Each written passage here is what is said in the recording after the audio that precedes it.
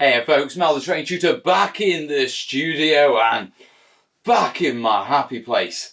It's been about 6 weeks since I've properly been back in the studio. I've come back, I've given it a hell of a blast and I'm feeling good. And it's good that, the first video that I'm working on in the studio is my Burma build. Now we've reached a crucial point in the Burma build because just before leaving for Adepticon, I think, I managed to finish off my first set of Burma build terrain. Okay, but I didn't really have time. I literally flew out the door. Okay, I didn't really have time to sort of properly take a look at it and go through it with you. So, nice easy video to break myself in. I'm going to take you through my Burma build, take you through what I've done in the different types of terrain. Then I'm going to talk about what's coming next. So, right, starting off. My last job on my Burma build was the one that brought it all together. Okay, and that was I did a battle mat. Now, I didn't make a corking battle mat like I've made in the past. Yeah, I messed around with a neoprene one. You see, I had this one. Okay. Now, I think this is the Wasteland mat. Yeah, from Deep Cut Studios. Now, when I had it, it was a lot lighter than this. Okay. Here's a picture of it.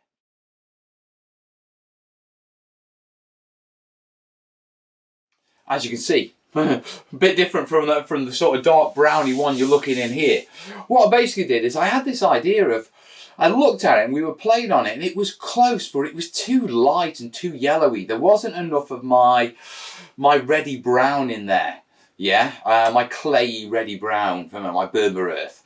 Okay, and so I decided what I'd give it a go, yeah, and I'd airbrush it. And I'd just spray paint. I didn't even know if if house paint, watered down house paint would go on a neoprene mat.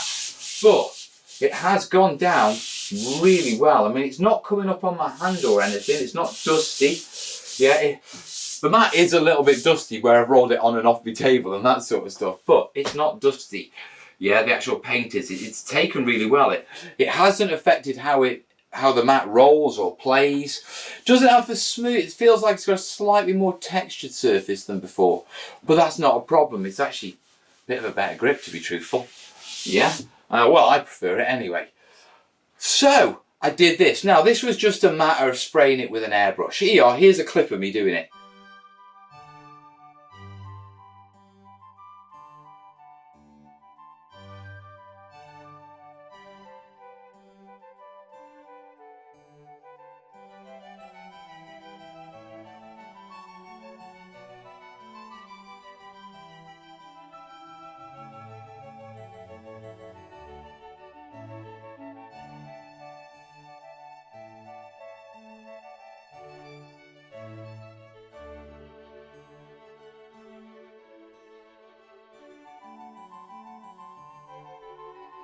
Simple as that. Just watered down paint through an airbrush, spraying it. Well, little tip for you, even though I've got ventilation in here, I shouldn't have done it in here. The amount of gases and that sort of stuff, the amount of vapours and that sort of stuff going off, even with my mask, I was sort of concerned about my lenses and that sort of stuff. So if you're going to do a job like that, okay, my recommendation is do it outside on a nice day. Yeah, don't do it anywhere where you've got to dust afterwards. Yeah. It happens. Luckily, it's my studio, and I'm not working from home anymore. Otherwise, Kerry would have killed me. Yeah. So this was the battle mat done. Yeah, and it's come out really nice. Okay. Right. Just before we move on, here's some photos of the battle mat.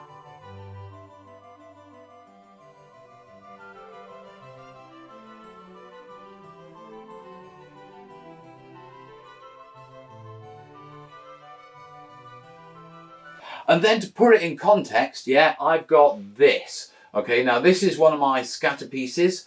Okay, it's got the brown basing around the edge, the same brown that I used to tie in this. And if I drop it on, you'll see it's a little bit darker than the mat. There you go. Yeah, but the colours blend really well. Okay, so let me grab a photo of that as well.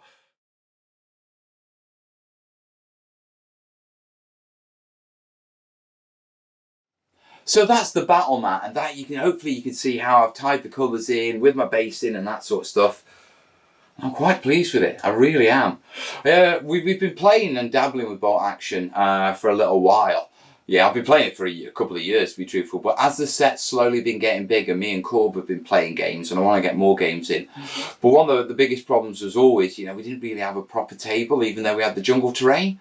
Now, we've got a proper table that's matching, and what I want to do over this video is build the proper table up, so at the end, yeah, you can see what it looks like all set out with the Burma terrain I've got so far. Okay, so we should really look at the Burma terrain I've done so far. So, I think the best way of doing this is to do it in stages. Okay, so, quick flash. So this is my collection of my sort of first jungle terrain type. I've got to be really careful about how I describe this stuff because I'm using terms from the game, I'm using descriptive terms, and it's a very ongoing project that'll go on in many years into the future. So I'm going to try and describe these the best I can. This set represents, of my light jungle, the dense line of sight blocking and movement blocking terrain. Now I've got to be careful about that because dense terrain in bolt action is actually another term, a technical game term that's used to describe the stuff I'm going to show you next.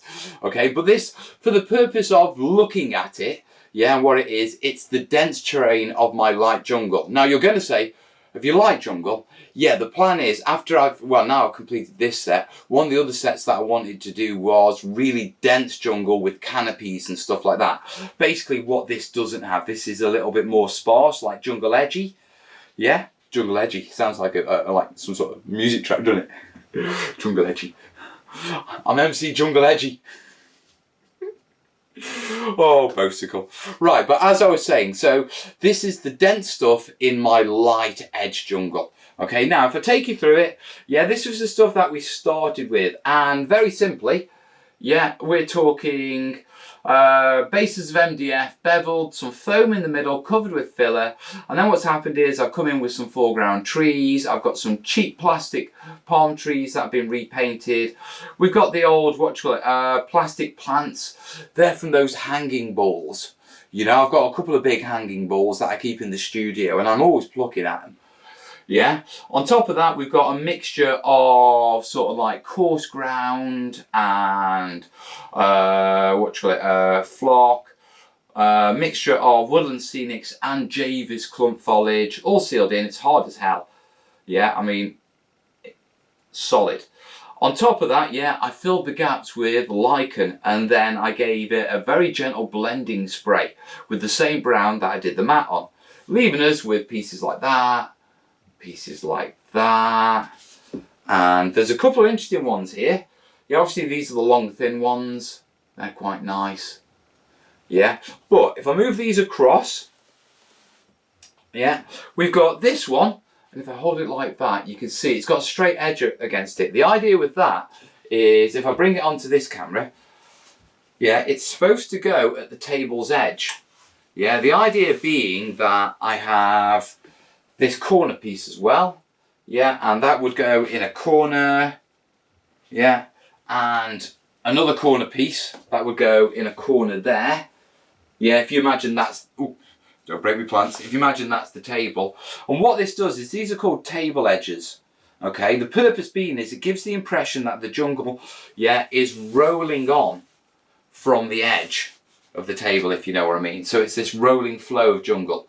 What you can do is if you just do scatter bases and you don't do table edges, you end up with what's called like an island terrain, where because you've got nothing that fits perfectly on the edges, you end up with this clear border all the way around to your terrain. And it can often cause problems with gameplay because it's clear line of sight, it's easy movement across the back table. Yeah, and so what I like doing is I like including table edges. Now I only actually included 3, yeah. I've got to do some more because I need them all the way around the piece. Okay, so that's one of the challenges, one of the things I've got to do that's still remaining. But that's what they're about. They're about making it look like it's a flowing jungle. okay, rather than a set of jungle terrain in the middle of the table. Now, I'm also, you know me, I like modularity. Yeah, so if I just move that out of the way, yeah, and I get that one, yeah, and what I can do is I can put those together like that, yeah, and I have a modular piece there, so that can work as another table edger, yeah, or if I want, I can spin them around that way and make it a slightly less deep table edger that goes in there, yeah, and if I just show you, let me just clear these bits, clear the building, parting the 7 Cs, there you go, yeah, beautiful. So if I push those together, you can barely see the line there. Okay, so I've got 3 table edges and I've got a load of my basic dense line of sight and movement blocking light terrain. I'm going to need a graphic or something to describe this by the end of this project. Right, so that's my stuff that my troops are moving around but can't really hide in. Now, as I was building this project, yeah, they came up with the second edition of Bolt Action, and it came out with a new terrain type, dense terrain. Now, this is the technical term, dense terrain, and what I mean by this is it isn't as dense as this stuff, yeah, but the idea is that it's terrain that you can in the game move through, shoot through and do various things. I'll have to clarify the rules on that, yeah, with regards to shooting through. I think you have to be within an inch of the edge of dense terrain. Now that doesn't work for my terrain, to be perfectly honest, because the layout, so we'll have to custom rule it, yeah, but that's not a problem because I only play with mates. Yeah, I don't tournament play, so no one's going to have a problem with that. So, my next thing is, I'm going to get you some photos of this stuff, okay? And then when I come back, we're going to be looking at the, the Bolt Action dense terrain that I've done for this table. Right, I'll get the photos.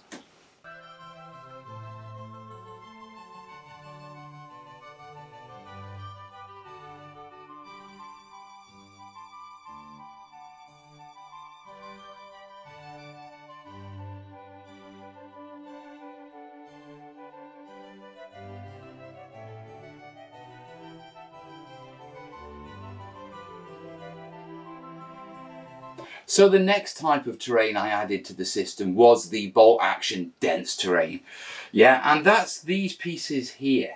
Okay, now, if I bring them up to the camera, yeah, they're basically long grass following all the same principles, but if I hold them like this, where the other pieces were line of sight blocking and movement blocking, I've actually got paths through these.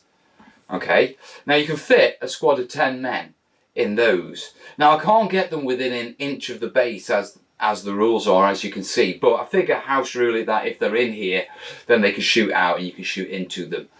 That seems to make the most sense to me. Okay, now as you can see, nice clear paths, loads of room in there, although I used the long grass so they weren't jungle pieces. I wanted them to feel like you were moving through a different type of jungle with this sort of stuff, and they're all the same. Yeah, I've got 5 pieces and I'll put those together. I'm probably going to make more, to be truthful. Yeah, probably another set and then another set after that, just as I expand the Burma build up. I mean, you've got to remember, the idea for the Burma build is at the end I want something that's 6 foot by 20 foot as a terrain table. Yeah, it's my personal project, what did you expect?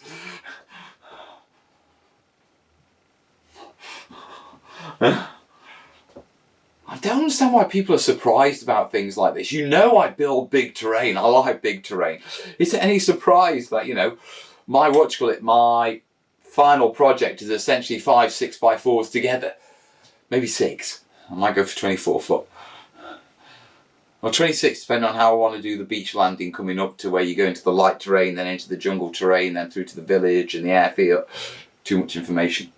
So anyway, right. We've got these pieces as well, but on top of that, yeah, what I noticed was, as I was getting my pieces together and putting them together, yeah, what we were ending up with was big gaps in between them. Yeah, and even these are quite closely put together. If they're spread a little bit more out, as you can imagine on the table, doesn't really have that jungle feel, does it? You know what I mean? Yeah, so what I came up with is this lot.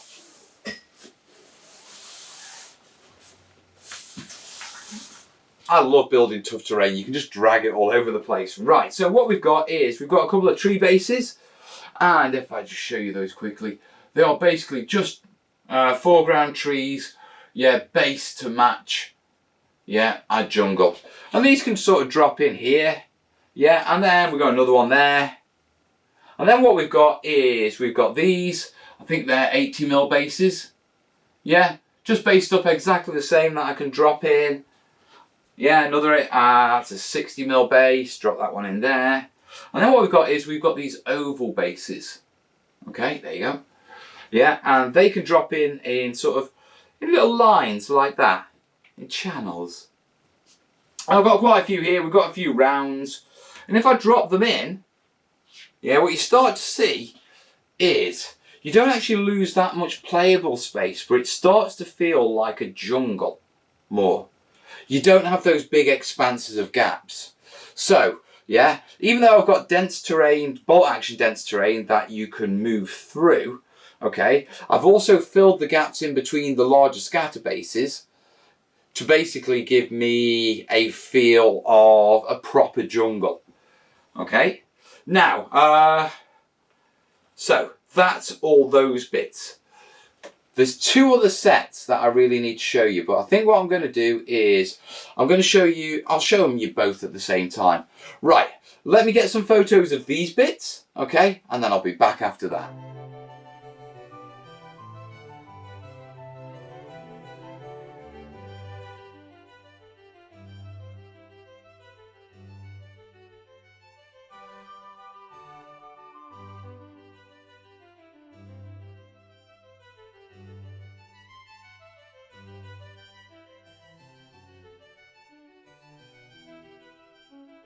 And so for my final two types of terrain type, yeah, we've got palm trees and inverse basing. Now first, palm trees. Palm trees came about because of you lot. Yeah, I've always struggled with palm trees, and so you've definitely been on my back in the live shows about palm trees. So I took a personal mission to just do as many as I bloody could. Yeah, and then hopefully by the end of it, I'd have them down, and you could not go on about me a palm tree, and I'm getting there. Yeah, but what I did was, I mean, you got to understand, I've got a ton of palm trees here. Yeah, I've also got a palm tree drawer for my Mr. Maker wall. And if you don't believe me, yeah, this is it. That is full of palm trees to be done. And it's even labelled up as palm trees. There's a bit of room in it because I'm expecting some more to turn up from Wish. Yeah, so palm trees have been a big thing. And what I started was, I got some bigger palm trees. So I put some of the palm trees over on my normal sort of terrain scatter. Yeah, because I like carrying plants and plant types across the set. Pulls the set together nicely, if you know what I mean. If there's bits of the same sort of plants across the set on different things. Yeah, but the palm trees were designed quite specifically, and they were designed, these ones, so I could get my hand in.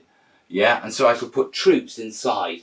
Yeah, palm trees, I figured they'd take up a lot of the actual, once their root structure was in, they'd kill off a lot of the other plants around them, you know, starve the ground of resources, and so it'd be quite bare earth. And that's what I've seen from a lot of the sort of pictures. Although nature is infinite, and for everything that's what it looks like, there's always an opposite. Always. Yeah, but what I did was, I did something a little bit clever. Yeah, I made them kind of modular. So if you notice, these are like almost like a triangle. They've got curved bits there. Same with that one. So they can go on the end of there, yeah, and they can make that into one really big one. Or they can come out a little, and these can come out a little, yeah, and you can have a more spacious grove. Or, yeah, if you want, yeah, you can do something like that. Yeah, and you can have a line of clear palm trees just before you hit the more denser jungle. Okay, now off the top of that, what I realised was these little round things that I've been doing. Yeah, these ones. Okay, these gap fillers. With all the round bases and that sort of stuff, it always got this feel like it was almost creating diamonds in the middle of various sets, if you know what I mean. Pardon me. And I wanted something that I could use to switch that over, yeah, and sort of make it more like channels. So, yeah, I came up with inverse or concave basing. I don't know if I came up with it, but I figured it out for me, yeah. Someone's probably already thought of it. Now, the idea behind that is this stuff here. Now, these are done with the same stuff as my bolt action dense terrain, the stuff you can move through. And then I did similar things with the palm trees here. But if I turn these over, you'll notice that their bases curve in. Yeah, and there's this one, yeah. Lots and lots of little curvy in, triangle type shapes. Yeah, I've got all these. Now the idea behind all these, and there's a few more over here. Yeah, more palm trees. And I want to pile these up this side, to be truthful. Yeah, there's a good reason for that. Yeah, and the idea behind these is that if you have,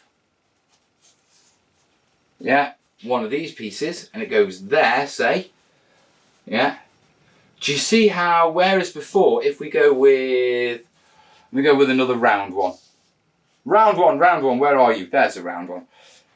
If I go with this one, yeah, what you get is you get like the hourglass. Yeah, it's fat, goes thin, comes out fat the other side. Okay, whereas if I push that off and I grab in one of these and I put that there, okay, what you notice now is not so fat, long regular channel, yeah, coming out of the other end. And because they're curved at there, I can come along and I can put another one, say there. Yeah, I can put one of these here. And what you should be noticing is how you get a much tighter fit without those large explosions of space, yeah, in between them, because they've got to be, if we swap these out for the more normal ones, you know, they've got to be pushed more apart because these are rounder, whereas these are designed to essentially fit next to the base. So if I hold it up there, let's see if I can do this without breaking it. I shouldn't break it, it's good terrain. But you see how they fit together? Yeah? You don't get that with the rounder, no, wrong one. You don't get that with the rounder bases. See what I mean? See that hourglass? So that was a bit of smart thinking. And I did some palm tree ones, I did some long grass ones, I did some little individual palm trees just on round bases, just so I could break it all up. And that, all there, I need to get some photos. So let me get some photos and then I'll come back.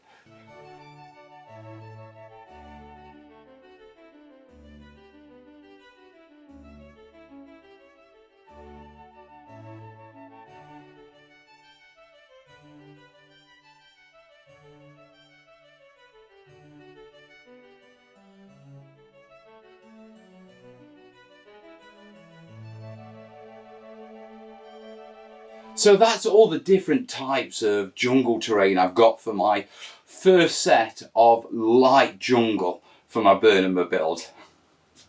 Yeah, I'm a nut. Yeah. Now, I've laid it out on the table, and as you can see, it goes from here to about here. Now, that's roughly just over 2 foot. It's probably about 2.5 foot. They reckon, when it comes to designing table for density, yeah, anything over 2 foot's worth, anything over 1/3 of a table's worth of terrain when it's actually spread out, yeah, is about, it is considered quite dense terrain. Yeah, going over that is getting really dense. Yeah, this is just about 2.5 foot, so I'm just over that, which is the impression of going really dense with it. Now, obviously, yeah, I've got the terrain, I've got the map, I've got the armies. Yeah, we're going to be playing games, but you guys probably want to see some sort of layout, don't you? You do, don't you? Okay. Right. What I'm going to do is, rather than just iggledy-piggledy and just put things all over the place, I'm going to try and give it a bit of a theme. Okay. So, stick with me on this. Okay. And let's see if we can just do a bit of a theme. Right. Back in a flash. So that's my jungle laid out. I've got some models on it, and It looks beautiful, guys, it really does. Now, if you take a look at it, what you've got over here is you've got all my bolt action dense terrain with my little bits of scatter bits and some of the inverse concave basing. Yeah, then what we've got is we've got this line of palm trees that I'm using as sort of like really clear bit before you get into the dense jungle bit, which is over here. Yeah, I'm going to have to just very quickly, yeah, you see that? All that stuff over there? Yeah. I just don't have a camera that can do the entire desk without re-rigging everything. Now, if you come down to the close cams, you can see what you call it, that my bases match my table, match my terrain bases, and they look quite nice. I mean, if I bring this little mortar team in there, yeah, works absolutely perfectly. It isn't spot on, but it's damn good, and it's good enough for me. Yeah, and that's what matters. Yeah, so we've got our light jungle pieces, yeah, our dense jungle, we've got our palm tree line of our modular bits, and then we're moving on to our dense jungle line of sight blocking, movement blocking. Now, it's done!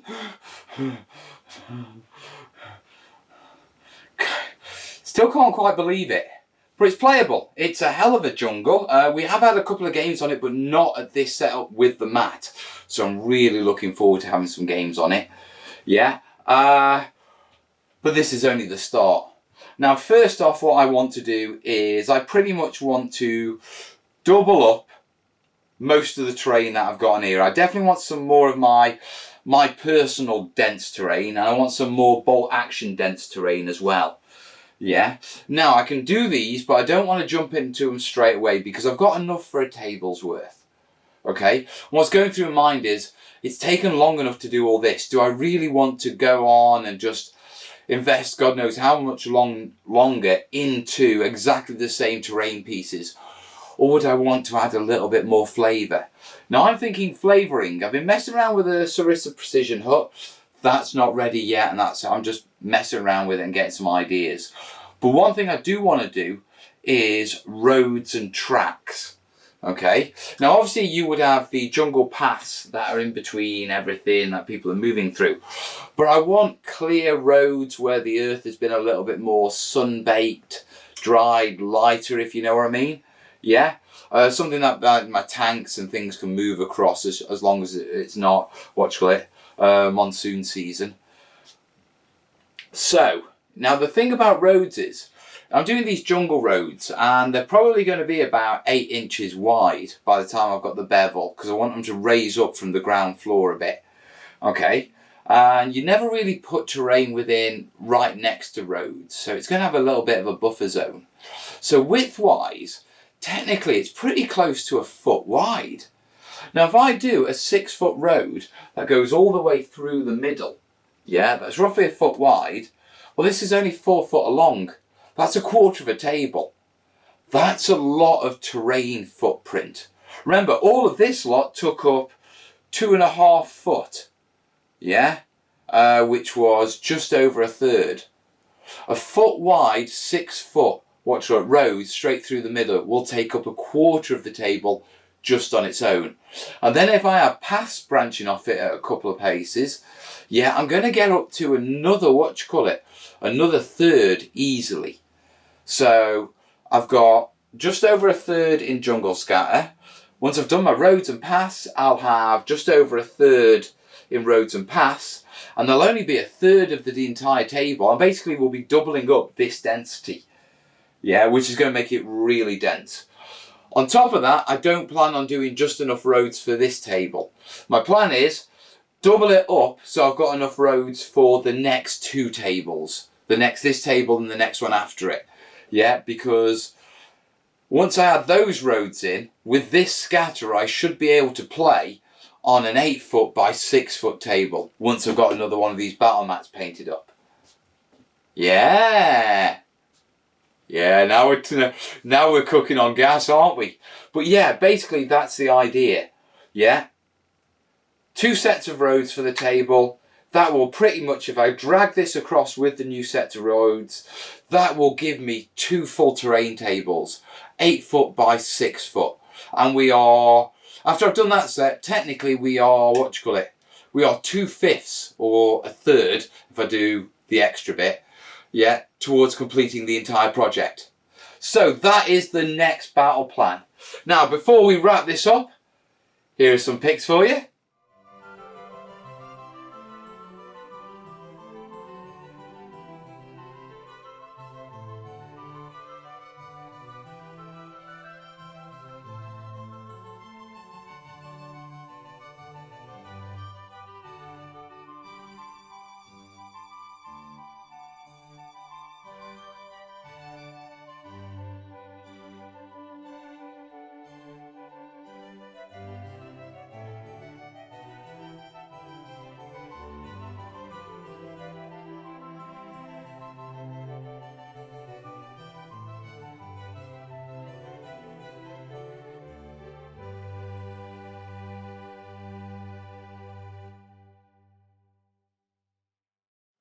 Looks good, doesn't it?